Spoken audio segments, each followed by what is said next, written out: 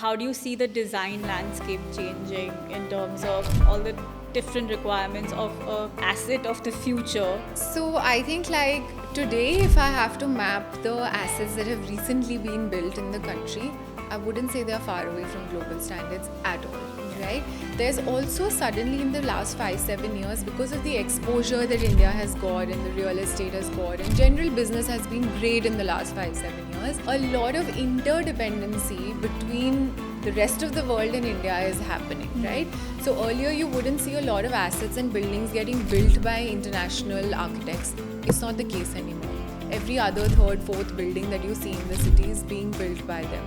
So a lot of this interrelated sort of dynamics is going on. Today, I don't think there is a difference between the asset that's getting built here versus anywhere in the world. You have exactly the same, wellness amenities. You have retail, sort of fronts.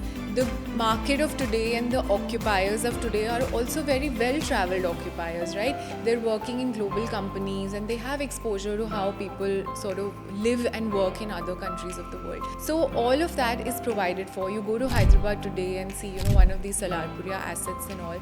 Destination, placemaking, the experientiality of the space is as good as anything that you would have seen in Singapore. So the only, I think, challenge that we are facing right now is more infra development, right? Like while my particular asset gives me all the feel that a global asset will give me, it's what is around it is not able to, sort of complement what I am building.